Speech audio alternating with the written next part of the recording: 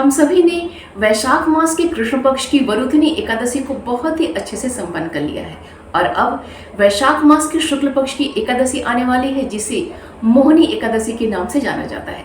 मोहिनी एकादशी के व्रत के उपवास से मनुष्य के समस्त प्रकार के पाप और क्लेश नष्ट हो जाते हैं। इस उपवास के प्रभाव से मनुष्य मोह रूपी जाल से मुक्त हो जाता है। मोहिनी एकादशी का उपवास इतना ज्यादा शक्तिशाली है कि इसके प्रभाव से मनुष्य के अनेकों जन्म में किए हुए मेरु पर्वत जैसे जो महापाप होते हैं वे सभी नष्ट हो जाते हैं। जय श्री कृष्ण दोस्तों, हर हर महादेव। मैं पूनम पांडे आप सभी लोगों का शक्ति कुंज चैनल पे बहुत बहुत स्वागत करती हूँ।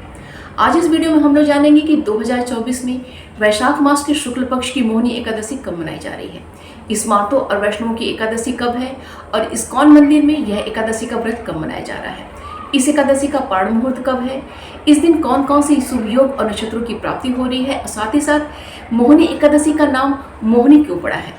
तो यह एकादशी आप सभी के लिए बहुत ही महत्वपूर्ण है, इसलिए बिना स्किप के पूरी वीडियो देखिएगा। तो चलिए आगे का वीडियो प्रारंभ करते हैं। मोहिनी एकादशी के संबंध में दो कथाएं प्रचलित हैं।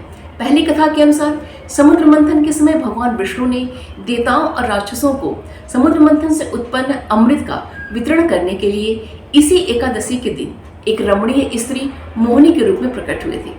भगवान विष्णु के मोहिनी स्वरूप पे भगवान भोले शंकर मोहित हो गए थे और साथ ही साथ समस्त देवतागण और समस्त राक्षसगण भी उनके मोहिनी स्वरूप पे मोहित हो गए थे, जिसका फायदा उठा के भगवान विष्णु ने समस्त जो देवतागण थे उनको अमृत का पान कराया था। तभी से इस एकादशी को मोहिनी एकादशी के नाम से जाना जाता है। और एक दूसरी कथा के अनुसार 14 वर्षों के वनवास के दौरान भगवान श्री रामचंद्र जी ने माता सीता के वियोग में बहुत ही कष्ट और बहुत ही दुख झेला था।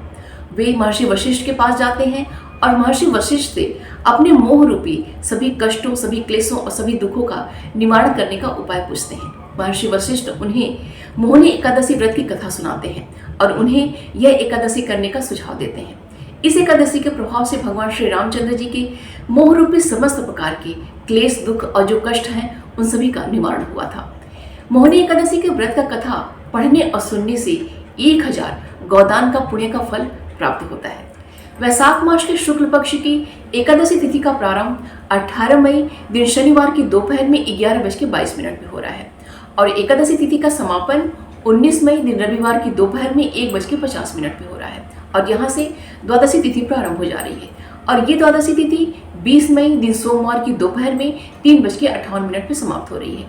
तो इस प्रकार उदय तिथि के आधार पे और एकादशी और द्वादशी तिथि के संयोग के आधार पे मोहिनी एकादशी का व्रत 19 मई दिन रविवार को मनाई जाएगी। स्मार्तों और वैष्णवों सभी की एकादशी 19 मई दिन रविवार को ही मनाई जा रही है और इस्कॉन मंदिर में भी यह एकादशी 19 मई दिन रविवार को ही मनाई जा रही है। वैशाख मास के शुक्ल पक्ष की मोहिनी एकादशी हस्त नक्षत्र और चित्रा नक्षत्र में संपन्न हो रहा है और साथ ही साथ इस दिन 3 महत्वपूर्ण योगों की में प्राप्ति हो रही है।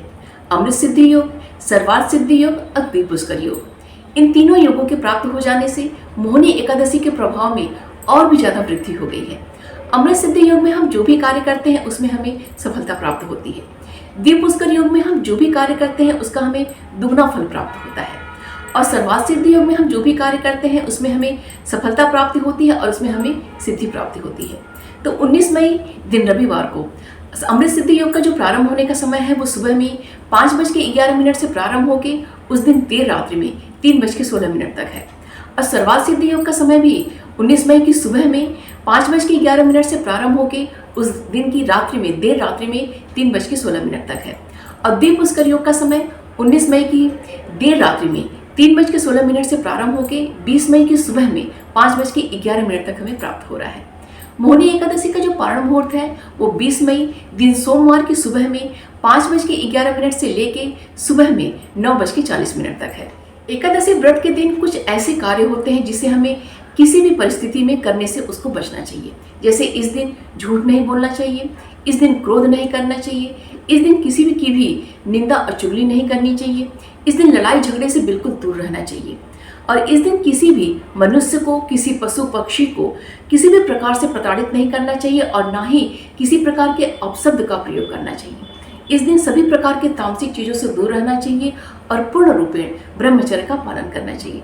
अर्थात जितना ज़्यादा से ज़्यादा सात्विक जीवन आप इस दिन अपना सकते हैं उसको अपनाना चाहिए। तभी जो हम एकादशी का व्रत करते हैं, उसका उपवास करते हैं, उसका हमें लाभ प्राप्त होता है। मोहिनी एकादशी के दिन भगवान विष्णु और माता लक्ष्मी का पूजन अर्चन किया जाता है। इस दिन लक्ष्मी नारायण का विधि विधान के संग पूजन अर्चन किया जाता है और अपनी श्रद्धा, अपनी सामर्थ्य और अपने समय के अनुसार हर व्यक्ति समय निकाल के उनका ज़्यादा से ज़्यादा मंत्रों का जाप करता है, उनके भगवान विष्णु और माता लक्ष्मी के स्तोत्रों का पाठ करता है, उनकी कथाओं का श्रवण करता है। इस दिन विष्णु सहस्त्र का नाम का पाठ करने से सभी दुखों का नाश होता है। इस दिन गजेंद्र मोक्ष का पाठ करने से हमारे कई प्रकार के जो कष्ट होते हैं उसका निवारण होता है। तो कहने का तात्पर्य है कि जितना आपके पास समय है उसके अनुसार समय निकाल के आप ज़्यादा से ज़्यादा भगवान विष्णु, माता लक्ष्मी की कथाओं का श्रवण कीजिए, उनके मंत्रों का जाप कीजिए, उनके स्तोत्र का पाठ कीजिए और मानसिक रूप से हमेशा उनका ध्यान कीजिए। तभी जो है इस एकादशी का हमें जो फल है वो हमें ज़्यादा से ज़्यादा उसका फल प्राप्त होगा। उम्मीद करती हूँ कि यह वीडियो आप सभी के लिए बहुत ही उपयोगी होगा। वीडियो को प्लीज़ लाइक कीजिएगा और शेयर कीजिएगा अपने दोस्तों और रिश्तेदारों के संग। अगर चैनल पर नए हैं तो प्लीज़ चैनल को सब्सक्राइब कर लीजिएगा और नोटिफिकेशन का बेल जरूर ऑन कीजिएगा। एकादशी से संबंधित कोई भी प्रश्न अगर आपके मन में है तो कमेंट बॉक्स में आप पूछ सकते हैं। भगवान लक्ष्मी नारायण की कृपा दृष्टि हम सभी पर बनी रहे, यही मंगल कामना है। तो मिलते हैं अगले वीडियो में। अपना और अपनों का ख्याल रखिएगा। जय श्री कृष्ण। हर हर महादेव।